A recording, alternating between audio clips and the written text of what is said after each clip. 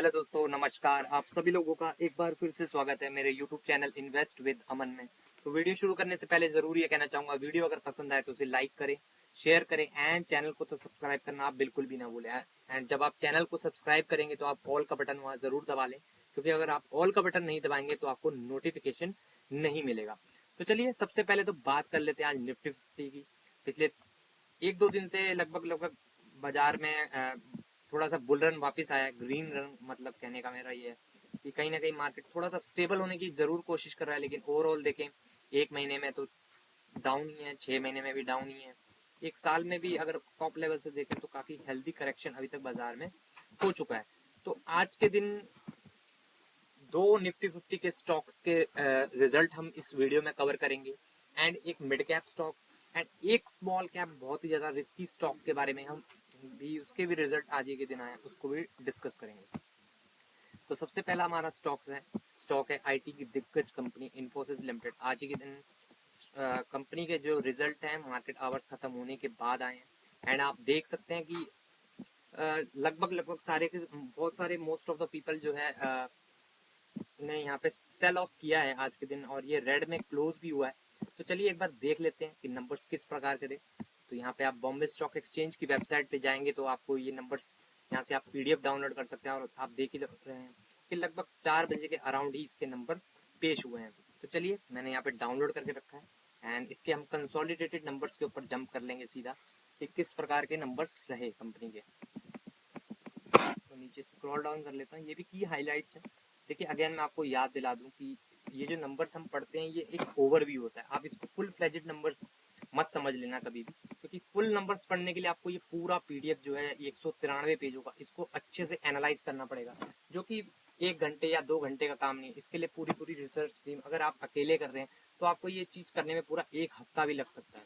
तो ये बात आपको समझनी चाहिए। एंड एक चीज और याद दिला दूं कि वीडियो में जितने भी बताए गए स्टॉक्स है वो किसी भी तरह का बाय सेल या होल्ड का रिकमेंडेशन बिल्कुल भी नहीं है।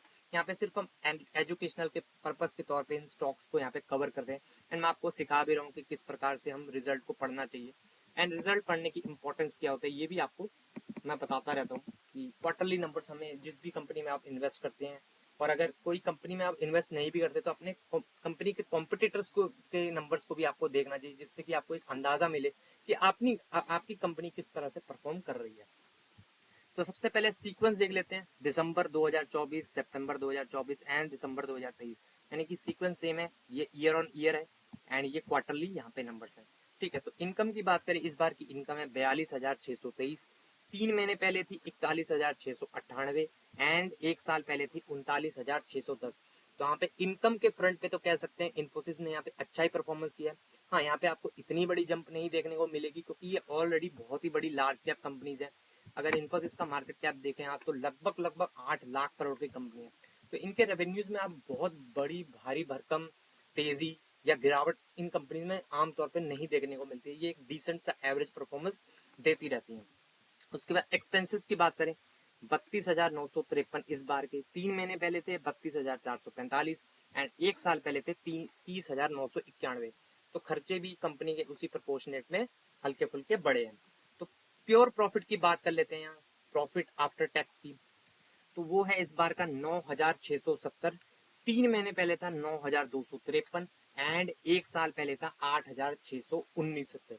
तो आप देख सकते हैं कि क्लियर कट कंपनी ने काफी अच्छा डिसेंट परफॉर्मेंस यहाँ तक तो देखने को कंपनी का मिल रहा है। उसके बाद कंपनी को अपने टैक्सेस वगैरह पे करने पड़ेंगे, तो टैक्सेस वगैरह पे करने के बाद कंपनी का प्योर प्रॉफिट जो कि आपको टीवी चैनल न्यूज वेबसाइट्स वगैरह में देखने को मिलेगा, वो है इस बार का कंपनी का 6,822, 3 महीने पहले था 6,516 एंड एक साल पहले था 6,113। तो आप क्लियर कट देख सकते हैं कि यहाँ पे बहुत ही शानदार परफॉर्मेंस देखने को मिल रहा है इन्फोसिस का। आपको याद होगा कुछ एक दो दिन पहले एचसीएल के भी नंबर आए थे, तो उसके भी ठीक ठाक परफॉर्मेंस थी, लेकिन एस्टिमेट्स को जो एचसीएल बीट नहीं कर पाया था, और उसके अगले दिन आपको पता ही है 8-9% का कट भी वहां पे देखने को मिला था। लेकिन हाँ, उस कंपनी में भी कोई दिक्कत नहीं, लॉन्ग टर्म में ये कंपनियां आपको पैसा बना के देती ही रहती हैं। लेकिन अगेन शॉर्ट टर्म वालों को कैसे नंबर लगे ये तो कल ही पता लगेगा, पर आगे हम देखेंगे कि एस्टिमेट्स को बीट किया कि नहीं। ईपीएस की बात कर लेते हैं, 16.43 इस बार का है, 3 महीने पहले का है 15.71 एंड एक साल पहले का 14.76।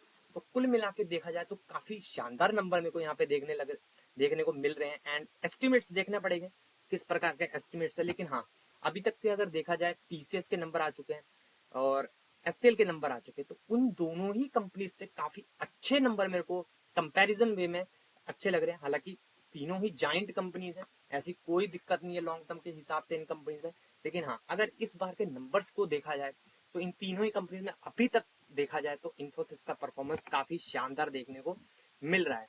तो एस्टिमेट्स को भी एक बार यहाँ पे गो थ्रू कर ही लेते हैं, उसके बाद आगे बढ़ेंगे। तो एस्टिमेट्स क्या थे यहाँ पे इन्फोसिस के, तो 41,630 करोड़ के एस्टिमेट्स थे इन्फोसिस के। तो आए कितने हैं, 41,764। तो मतलब आप देख सकते हैं एस्टिमेट से थोड़ा सा ऊपर ही है, ठीक है।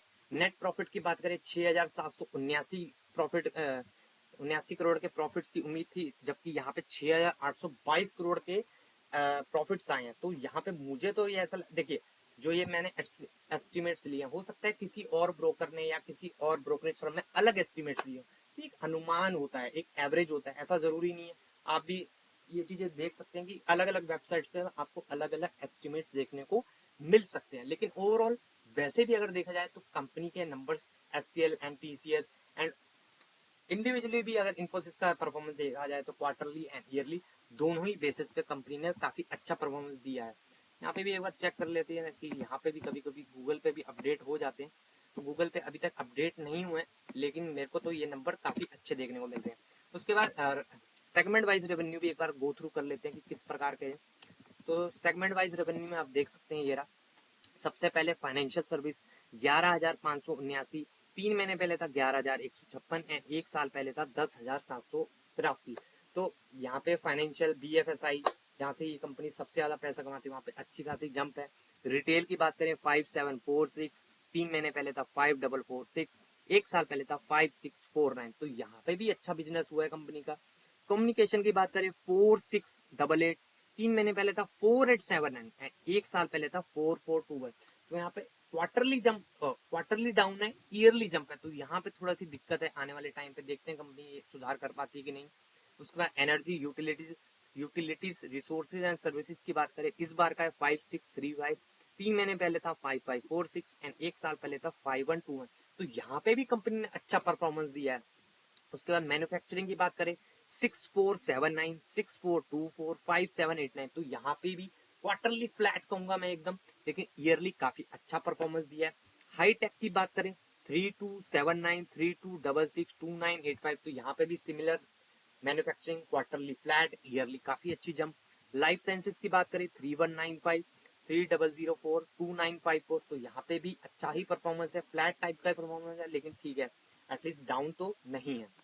तो कुल मिला के देखा जाए मुझे इन्फोसिस के नंबर काफी अच्छे देखने को यहाँ पे मिल रहे हैं। तो एक बार मैनेजमेंट कमेंट्री भी पढ़ लेते हैं एंड कोई गाइडेंस वगैरह भी, क्योंकि इन्फोसिस देता है तो वो किस प्रकार के दिए हैं उन्होंने वो चेक कर लेते हैं एक बार। So strong growth of 6.1 year on year in constant currency growth, 80 bps year on year operating margin expansion. तो ऑपरेटिंग मार्जिन भी उनका बड़ा है ईयर ऑन ईयर, काफी अच्छी बात है। Large deal TCV of 2.5 billion include 63% net new. तो नेट न्यू है 63%। हेड काउंट इंक्रीज हुए हैं, तो यानी कि हायरिंग भी उन्होंने की है 5,591 लोगों की। और FY25 revenue guidance revise to 4.5 देखिए रेवेन्यू गाइडेंस अगर बढ़ाया जाता है या स्टेबल भी रहता है, देखिए बढ़ाना ज्यादा अच्छी चीज है, स्टेबल भी रहता है तो इट मींस कि उससे नीचे तो परफॉर्मेंस नहीं जाएगा, पर यहाँ पे रिवाइज किया है तो अच्छी ही बात है। आने वाले टाइम का वो गाइडेंस भी अच्छा ही दे रहे हैं। तो मैनेजमेंट क्या बोलता है इसके ऊपर ये भी देख लेते हैं। और ऑपरेटिंग मार्जिन भी उन्होंने बताया गाइडेंस की 20 से 22% के मार्जिन आने वाले टाइम पे भी रहने वाले हैं। तो इस बार के देखें तो 21.3 है, तो 20 से 22 के बीच में उन्होंने अरेंज दिया। Our strong revenue growth sequential in seasonally weak quarter and broad based year on year growth. तो आप देख सकते हैं ये आपको शायद पता भी होगा कि इन्फोसिस टीसीएस का ये जो क्वार्टर होता है, क्वार्टर थी हमेशा थोड़ा वीक होता है, लेकिन वीक क्वार्टर के बीच में भी मुझे तो यहाँ पे नंबर्स काफी अच्छे देखने को मिल रहे हैं। एंड यही चीज कंपनी के सीईओ भी यहाँ पे CEO MD along with robust operating parameters and margin is a clear reflection of the success of our differential digital offering, marketing positioning and key strategic initiative. We continue to strengthen our enterprise AI capabilities, particularly focused on generative AI, which is witnessing increasing client transactions, said Sally Parekh, CEO and MD. This said led to another quarter of strong large deal wins and improved deal pipeline, giving us greater confidence as we look ahead, he added. तो बड़ी बड़ी deals में मिली है और pipeline में भी काफी बड़ी बड़ी डील्स उनको देखने को मिल रही है कि वो आने वाले टाइम पे ऐड हो सकती हैं इन्फोसिस के रेवेन्यू में। तो ये अच्छी बात है और काफी शानदार नंबर यहाँ पे जरूर देखने को मिल रहे हैं। तो ये तो इन्फोसिस के नंबर ओवरऑल ओवरव्यू मैंने आपको दे ही दिया। मुझे अच्छे खासे नंबर देखने को मिल रहे हैं एंड एस्टिमेट्स जो हैं देखिए अलग अलग वेबसाइट पे मैं अगेन आपको याद दिला दूं कि अलग अलग एस्टिमेट्स हो सकते हैं, लेकिन इस वेबसाइट के हिसाब से जो एस्टिमेट्स है वहां से तो मीट करते हुए ही मिल रहा है। एंड कल देखने वाली बात होगी क्योंकि ऑलरेडी जो है स्टॉक आज के दिन माइनस में था एंड पिछले एक महीने से भी देखे तो इन्फोसिस ने कुछ ऐसा किया नहीं है, एक ही रेंज में है। 6 महीने की बात करें तो 6 महीने में भी अगर यहाँ से भी देखे तो एक ही रेंज में है लगभग पिछले 3-4 महीनों से। तो इस बार के नंबर्स किस प्रकार के हैं मुझे तो अच्छे लग रहे हैं, पर मार्केट कल आपको बता ही देगा जब ओपन होगी सुबह। नेक्स्ट कंपनी की बात, हाँ एक मेरे से गलती हो गई है कि मैंने 2 निफ्टी 50 के स्टॉक बोले थे, लेकिन मुझे अभी याद है कि LTI माइंट्री को पिछली जब रीबैलेंसिंग हुई थी निफ्टी 50 की तो वहां से निकाल दिया गया था। तो ये निफ्टी नेक्स्ट 50 का स्टॉक है, ये बात ध्यान रखिएगा। तो आज के दिन इस स्टॉक में काफी रैली देखने को मिली। इन्फोसिस में गिरावट है लेकिन इसमें रैली है, तो देख लेते इसके नंबर्स कैसे रहे। तो इसके नंबर्स भी हमने डाउनलोड करके रखे हुए हैं, तो नंबर्स पर जंप कर लेते हैं सीधा। तो ये हमने क्वार्टरली नंबर, ठीक है कंसोलिडेटेड नंबर है, ये भी चेक कर लेते हैं। तो सीक्वेंस वही है, दिसंबर 2024, सितंबर 2024, दिसंबर 2023। तो इनकम है 98,734, 3 महीने पहले थी 97,318 एंड एक साल पहले थी 92,361। तो यहाँ पे रेवेन्यू के फ्रंट पे LTI माइंट्री लिमिटेड ने भी काफी अच्छा यहाँ पे परफॉर्मेंस देखने को जरूर मिल रहा है। अब खर्चों की बात कर लेते हैं, खर्चे इनका कोई काम खराब करते हैं कि नहीं। खर्चों की बात करें इस बार के हैं 84,009, 3 महीने पहले थे 80,450 एंड एक साल पहले थे 76,51914। तो खर्चे भी यहाँ बढ़ते हुए देखने को जरूर मिल रहे हैं।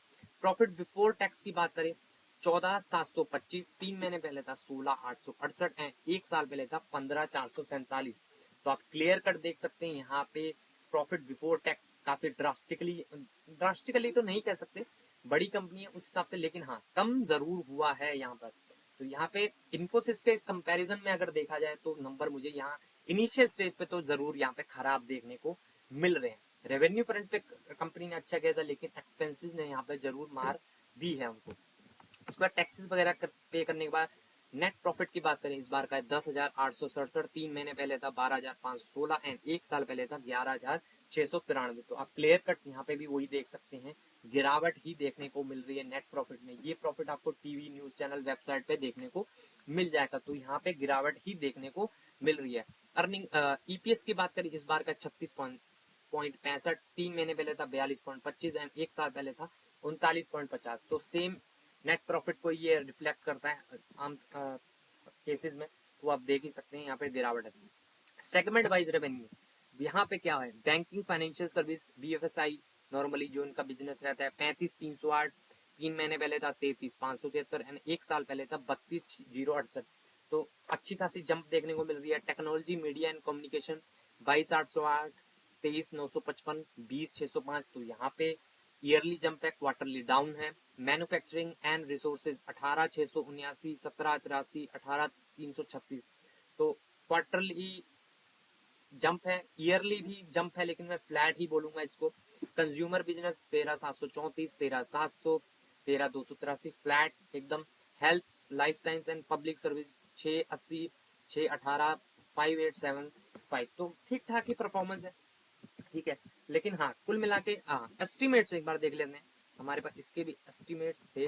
तो रेवेन्यू के फ्रंट पे LTI माइंट्री का था 9649, ठीक है, लेकिन यहाँ कंपनी ने कितना दिया है 98,734, सॉरी 96,609। तो आप देख सकते हैं कि 96, तो इनलाइन ही कहूंगा मैं, कोई बहुत ज्यादा मैसिव फॉल तो नहीं देखने को मिल रहा है यहाँ पे, ठीक है। उसका प्रॉफिट की बात कर लेते हैं सीधा।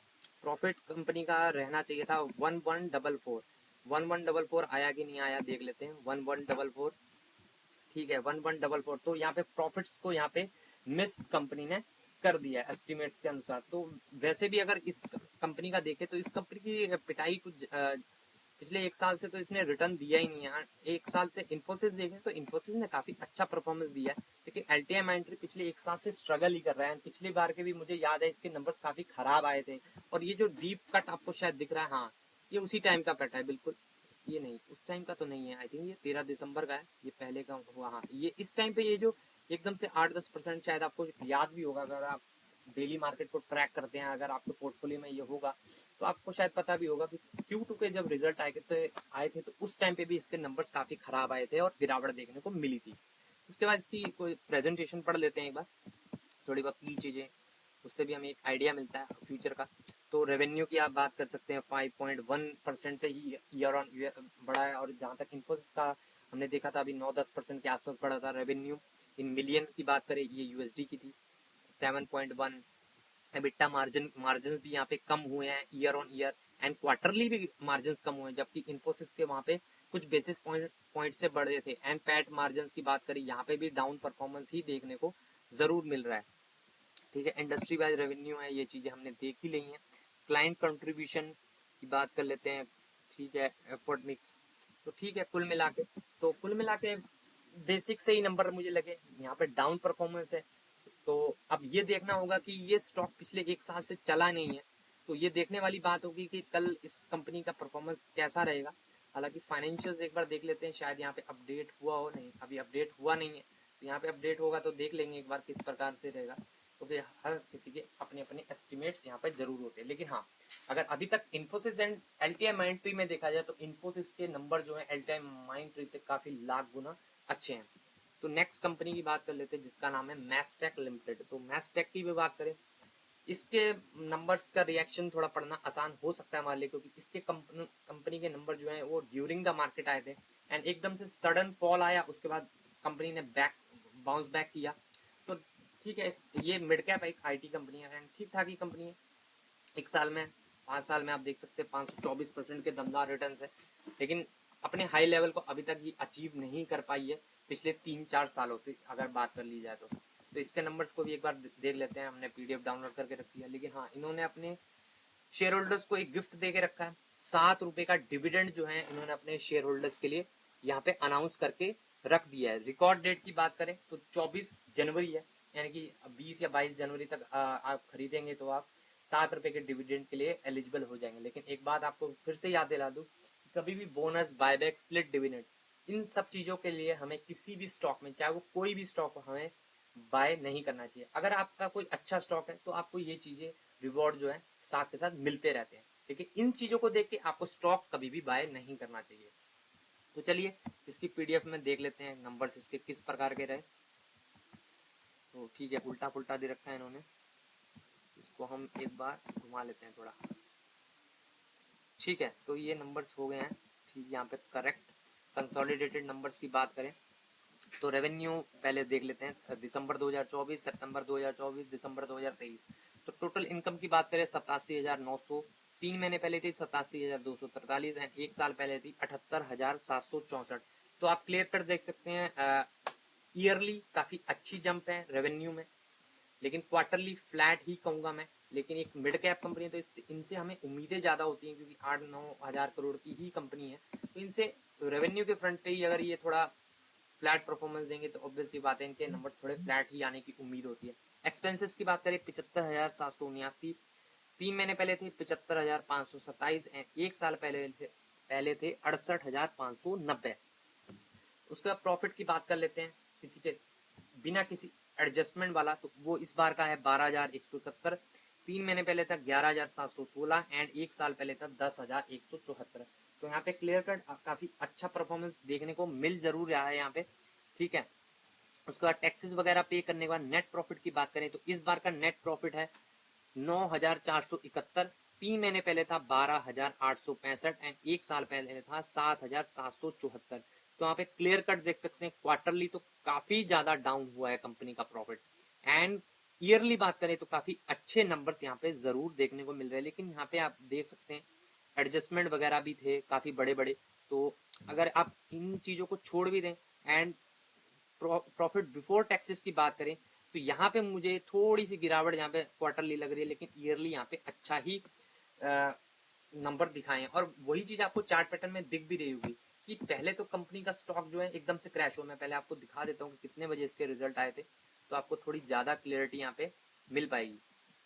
तो मैस्टैक के नंबर्स आप देख सकते हैं कि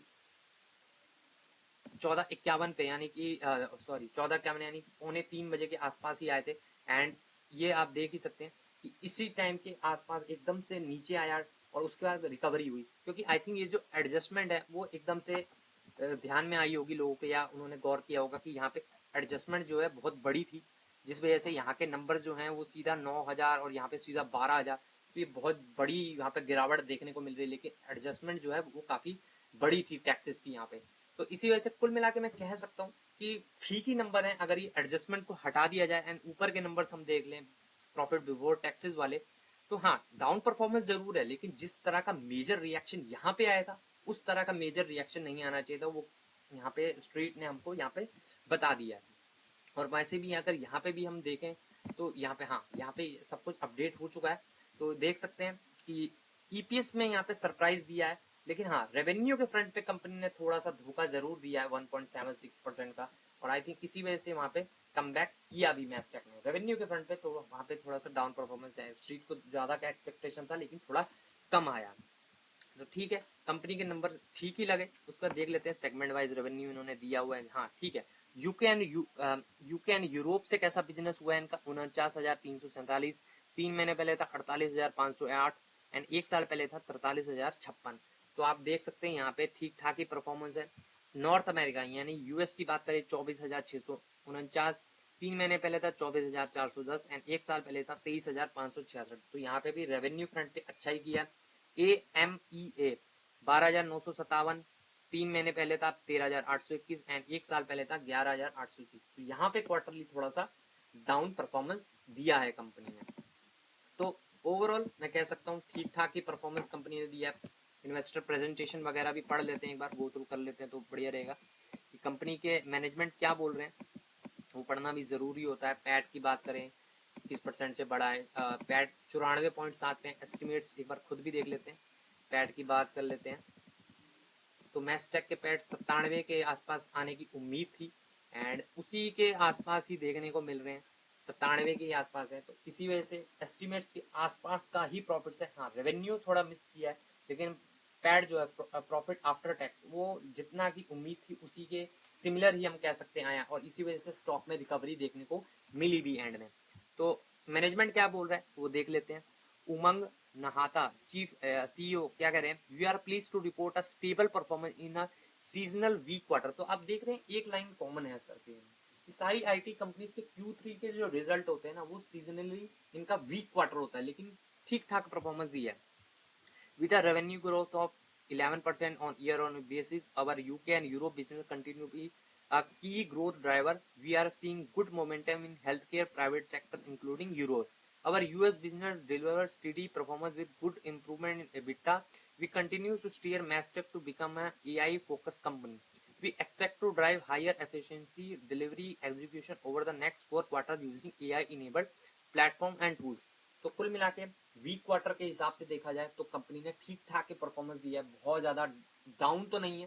लेकिन हाँ देखिए मिड कैप कंपनी तो उम्मीदें हमारी थोड़ी ज्यादा होती हैं कि ये ज्यादा अच्छा परफॉर्मेंस करेंगे, लेकिन हम as a mid cap company अगर मैं कहूँ तो नंबर मुझे थोड़े डाउन ही देखने को मिल रहे हैं। CFO क्या बोल रहे हैं उनके, Arun Agrawal, we reported operating EBITDA of 16.2 after taking full quarter impact of wage hikes. तो यहाँ पे सैलरी हाइक्स हुए हैं, इस वजह से उनके एक्सपेंसेस बढ़े थे। And backed by our discipline and constant execution in Q2 FY20 we added 10 new clients, bringing our total active clients to 351 versus 380 last quarter। ठीक है, reflecting a deeper account mining and high revenue per account, we have declared an interim dividend, 7 रुपए का dividend भी उन्होंने दिया। we continue to remain focused। तो ठीक है, कुल मिला के वीक क्वार्टर के हिसाब से ठीक ठाक ही नंबर देखने को मिल रहे हैं। एंड असली देखिए आज के दिन तो एकदम एंड में नंबर आए, असली रिएक्शन तो कल ही देखने को मिलने वाला है। तो चलिए आज एक और लास्ट स्टॉक की बात कर लें जो, तो इस कंपनी का नाम है Khaitan chemical and fertiliser limited. तो इस स्टॉक के बारे में आपको बता दूं कि स्टॉक का प्राइस आपको बिल्कुल नहीं देखना है, 75 रुपए का स्टॉक है, लेकिन ये एक स्मॉल कैप कंपनी है, ओनली 724 करोड़ की कंपनी है। एंड आप देख ही सकते हैं ये भागा है किस तरह से, लास्ट मोमेंट पे ऐसा भागा है, जबरदस्त 15% के रिटर्न तो ऐसे ही कमा के इसने दे दिए। इसका सबसे बड़ा कारण है इनके भी क्वार्टरली रिजल्ट। एंड रिजल्ट आए कब है, 3 बजे के अराउंड, और कब स्टॉक कब भागा है ये देखिए, ओनली 3 बजे से 10 मिनट पहले स्टॉक भाग गया, क्योंकि शायद ये उम्मीद थी कि अच्छे नंबर्स आएंगे, और अच्छे नंबर आ भी चुके हैं। तो एक बार देख लेते हैं कंपनी के नंबर्स किस प्रकार के हैं। तो नंबर्स देख लेते हैं एक बार, थोड़ा सा जूम कर लेता हूँ मैं। दिसंबर 2024, सितंबर 2024 एंड दिसंबर 2023। इनकम की बात करें 19,897, 3 महीने पहले था 23,094 एंड एक साल पहले था 12,830। तो आप देख रहे हैं छोटी कंपनीज में रेवेन्यू का सबसे बड़ा सिस्टम क्या होता है, इतनी बड़ी भारी गिरावट है क्वार्टरली, एंड ईयरली इतनी बड़ी जंप है रेवेन्यू में। तो यही तो छोटी कंपनी होती है, क्योंकि इनके जो रेवेन्यूज वगैरह होते हैं इनको सस्टेन करना इतना आसान नहीं होता है, क्योंकि छोटी कंपनी कभी कॉन्ट्रैक्ट मिला तो कभी नहीं मिला, कभी मिला तो नहीं मिला। तो आप देख ही सकते हैं, रेवेन्यू देख के ही आप समझ जाएंगे, क्वार्टरली इतना डाउन, ईयरली इतना जंप। ठीक है, तो उसके बाद खर्चों की बात करें 19,801 इस बार के, 3 महीने पहले 23,275, एक साल पहले थे 15,357। प्रॉफिट की बात करें बिना किसी एडजस्टमेंट वाला, बिना किसी को टैक्स दिए, तो इस बार का 96 लाख, तो ये लाख में है कि करोड़ में, लैक्स में 96 लाख। एक 3 महीने पहले तो कंपनी लॉस में थी, वो भी 178 लाख की, एंड एक साल पहले तो 2,522। तो आप देख सकते हैं घाटे से मुनाफे में कंपनी आ गई है, जिस वजह से ये इतनी बड़ी स्टॉक में यहाँ पे दमदार परफॉर्मेंस देखने को मिल रहा है। क्योंकि ऑब्वियस सी बात है, कोई ये कंपनी अगर घाटे से मुनाफे में आ रही है तो इस तरह का रिएक्शन देना तो बनता ही है। फाइनल प्रॉफिट की बात कर लेते हैं। तो total profit, profit for the tax for the period की बात करें तो यहाँ पे तो एडजस्टमेंट वगैरह भी है। तो profit before tax continuing operation, काफी कंफ्यूजन है यहाँ पे। ठीक है, profit for the period 5C continuing operation. ठीक है, टोटल प्रॉफिट लॉस, तो यहाँ पे देख सकते हैं टोटल प्रॉफिट लॉस 1255.16, 3 महीने पहले लॉस और एक साल पहले भी लॉस। तो कुल मिला के बहुत ही शानदार नंबर जो है इस कंपनी ने दिए। लेकिन एक बार फिर से याद दिला दूं, ये कंपनी एक स्मॉल कैप कंपनी है। किस किस सेगमेंट में काम करती है, फर्टिलाइजर्स में ये काम करती है, केमिकल एंड स्पेशलिटी केमिकल्स में। तो फर्टिलाइजर्स में इसने बिजनेस किया 17,559, 3 महीने पहले था 21,525 एंड एक साल पहले था 11,467। वहीं केमिकल्स की बात करें 4,885 का बिजनेस अभी हुआ है, 3 महीने पहले 2,479 एंड एक साल पहले 2,478। तो काफी अच्छा परफॉर्मेंस कंपनी ने दिया है। कंपनी के अगर बाकी चीजें भी एक बार चेक कर लेते हैं, जैसे कि मैंने आपको बताया 725 करोड़ की कंपनी है, इंडस्ट्री भी 18 का है, क्विक रेशो 0.72, आपको चीजें माइनस में ही देखने को मिलेंगी, क्योंकि जिस तरह की कंपनी है लॉस मेकिंग थी पहले। तो अब देखेंगे कि किस तरह से अपडेट होता है। पिछले 2-3 साल के नंबर्स भी आप देखें, 15 करोड़, 25, 80, 42, फिर सीधा लॉस में चली गई कंपनी। तो यही इन कंपनियों के सबसे बड़ा नेगेटिव पॉइंट होता है कि ये कंपनियां कभी भी बहुत दमदार प्रॉफिट कमा देती हैं और कभी भी लॉस में भी चली जाती है, क्योंकि यही तो छोटी कंपनी का घाटा होता है थोड़ा सा, क्योंकि यहाँ पे स्टेबल परफॉर्मेंस नहीं होता है। अगर प्रमोटर्स की बात करें 72-73% के आसपास प्रमोटर्स हैं, एफ है ही नहीं, डी है ही नहीं।